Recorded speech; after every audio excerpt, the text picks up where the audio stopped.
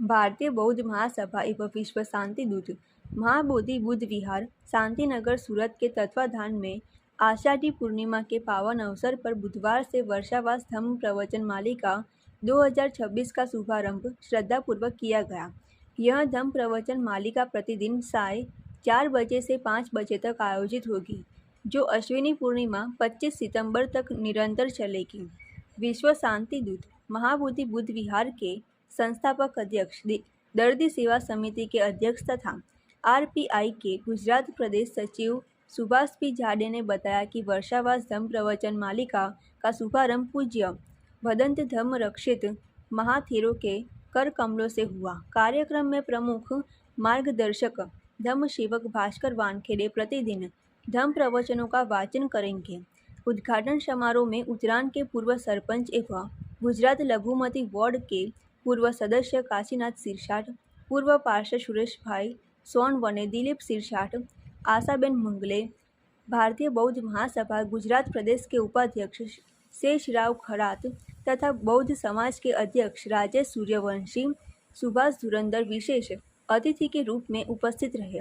आयोजन को सफल बनाने में विश्व शांति दूत, महिला उपासिका उपासक संघ, सूरत शहर के विभिन्न बुद्ध विहारों के अध्यक्ष एवं पदाधिकारियों, बौद्धाचार्यों, श्रामणेर संघ तथा विभिन्न सामाजिक एवं धार्मिक संगठनों का विशेष सहयोग रहा।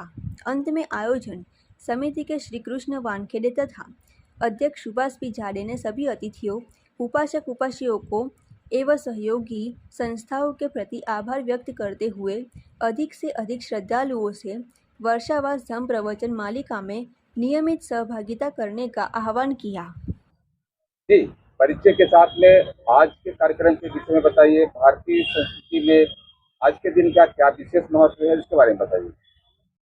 जी, मारू नाम सुभाष पी जाडे, संस्थापक अध्यक्ष विश्व शांति दूत महाबोधि बुद्ध विहार एवं दर्दी सेवा समिति प्रमुख।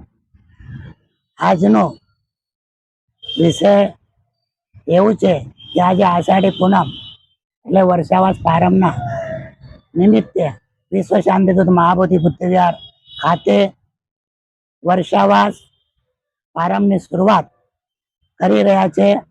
તો મેં આટલું જ કહીશ કે બુદ્ધનું ધમ્મ સુખદાયી છે, બુદ્ધનું ધમ્મ સુખદાયી છે, બુદ્ધનું ઉપદેશ સુખદાયી છે અને સંઘમાં એકતા હોવી એ પણ સુખદાયી છે અને સાથે મળીને તપ કરવું એ સુખદાયી છે, એ સુખદાયી છે। આટલો જ મારો સંદેશ। વિશ્વ શાંતિ દૂત મહાબોધિ બુદ્ધ વિહાર ખાતે દર વર્ષની જેમ આ વર્ષે પણ આ 26મો વર્ષાવાસ આપણા વિશ્વ શાંતિ દૂત મહાબોધિ બુદ્ધ વિહારમાં થઈ ગયા છે અને 26મો વર્ષાવાસ નિમિત્તે બુદ્ધ અને એમનો ધમ્મ આ પરમ પૂજ્ય બોધિસત્વ ડૉક્ટર બાબા સાહેબ આંબેડકર લિખિત એમનો ધમ્મ છે અને એમના ધમ્મનું વાચન ગ્રહણ અમારા આદરણીય સન્માન્ય મુખ્ય માર્ગદર્શક ભાસ્કર વાનખેડે સાહેબ આ વાચન કરવાના છે। जी, मैं शेषराव खरात, भारतीय बौद्ध महासभा गुजरात स्टेट का वाइस प्रेसिडेंट। आज के दिन हमारे जो भगवान गौतम बुद्ध थे उन्होंने धम्म चक्र प्रवर्तन किया था। इसके पहले ये दुनिया को किसी ने भी संदेश नहीं दिया था, कोई मार्गदर्शन नहीं किया था और ये विश्व के पहले गुरु भगवान गौतम बुद्ध थे। और उसके बाद में ये प्रथा हमारे गुरु पूर्णिमा के रूप में हम लोग ये कर रहे। तो आज का दिन बहुत ही महत्वपूर्ण दिन है।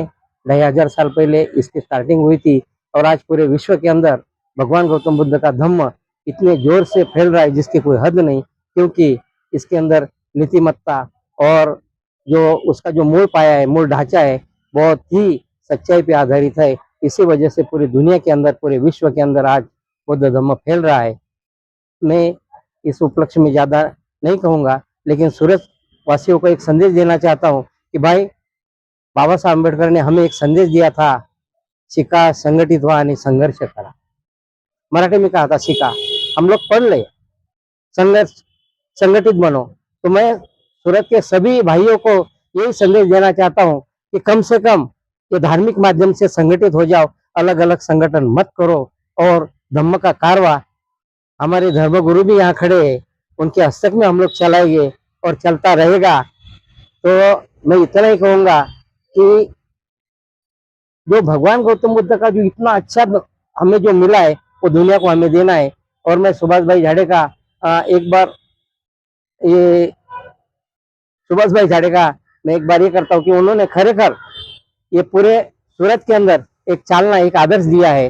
तो मैं एक बार फिर से उनका ये करता हूँ। और हमारे जो भास्कर भाई वानखड़े है वो भी बहुत अच्छी तरह से पढ़ाते हैं, तो उनका भी मैं एक बार उनका स्वागत करता हूँ। ज्यादा नहीं बोलूंगा, बस सिर्फ इतना ही कहूंगा कि हमें सिर्फ अच्छा काम करना है, पंचशील पे राह पे चलना है। और आने वाले दिनों में सितंबर महीने के अंदर 10 दिन का श्रामणेर शिविर होने वाला है। उस श्रामणेर के अंदर आप लोग बैठिए। अभी तक 30 श्रामणेर की नोंदनी हो चुकी है, खाली 20 श्रामणेर बनने बाकी है। और जब तक हम लोग इसके अंदर नहीं जाएंगे और हम पढ़ाई नहीं करेंगे तब तक कुछ होने वाला नहीं है। तो इस शिविर के अंदर बैठो